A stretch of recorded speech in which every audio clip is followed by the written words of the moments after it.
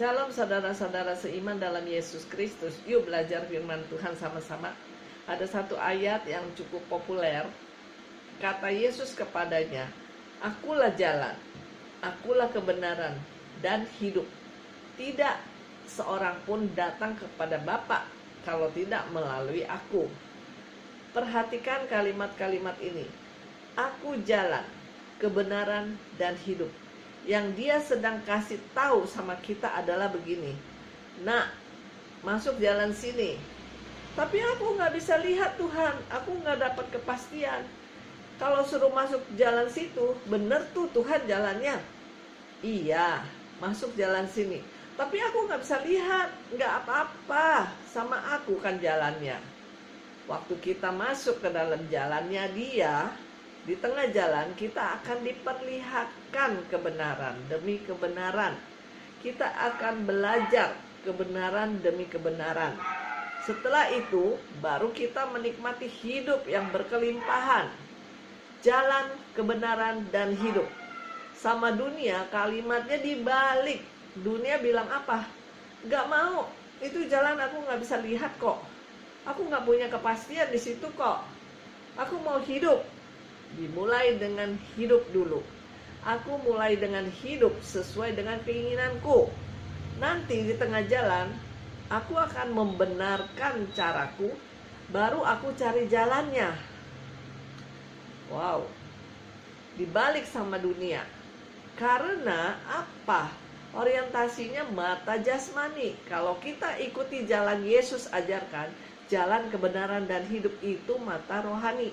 Tetapi sama dunia dibalik, sama iblis dibalik, itu adalah mata jasmani.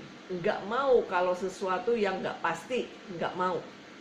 Dan orang-orang seperti itu akhirnya hidupnya stres, karena nggak pernah jalan pakai mata rohani. Jadi kedatangan Yesus tuh luar biasa. Nah, di kitab Yesaya 9 ayat 6 dikatakan begini, sebab seorang anak telah lahir untuk kita. Kita udah sering baca ayat ini. Seorang putra telah diberikan kepada kita. Lambang pemerintahan ada di atas bahunya. Dan namanya disebut orang. Perhatikan nama ini. Penasehat ajaib. Allah perkasa. Bapa yang kekal. Dan setelah itu dikatakan apa? Bapa yang kekal dan kemudian apa? Raja damai. Perhatikan urutan-urutannya. Waktu masuk ke dalam sebuah jalan yang tidak menentu, dia katakan begini, tenang, aku penasehat ajaib. Selagi kamu berjalan, kamu gak bisa lihat ujungnya. Aku akan kasih kamu konseling. Kamu akan dapat Roh Kudus yang ada di dalam kamu untuk memberikan kamu nasihat dan wejangan. Penasehat ajaib. Waktu kita lagi jalan, kita menemukan kebenaran. Kebenarannya apa? Ternyata Allah saya adalah Allah yang perkasa, Bapa yang kekal. Dan setelah kita mengalami kebenaran itu, kita mengalami hidup yang berkelimpahan. Dan hidup yang berkelimpahan itu adalah hidup yang merupakan penuh dengan damai dan sukacita. Karena dialah Raja Damai. Korelasinya dahsyat, korelasinya luar biasa.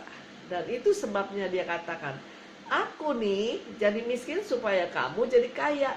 Ketika kamu masuk ke jalan itu, kamu berteriak, Tuhan, ujungnya gak kelihatan Tuhan. Tenang, aku adalah penasehat ajaibmu. Buka mata rohanimu. Level yang paling tinggi yang dikatakan imanmu terbesar itu apa? Nah, pertama adalah level yang paling bawah adalah tidak melihat, tidak percaya. Udah lihat, tapi nggak percaya.